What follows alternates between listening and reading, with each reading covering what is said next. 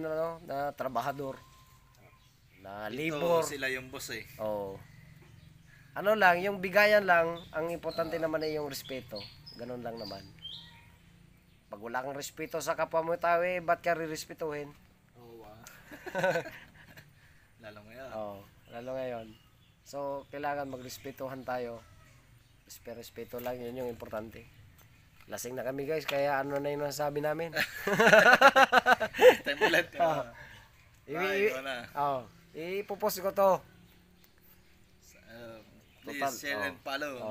Please like and share and follow my page. Ganon lang. Pag nagkapera ko hindi ko na kayo papansinin.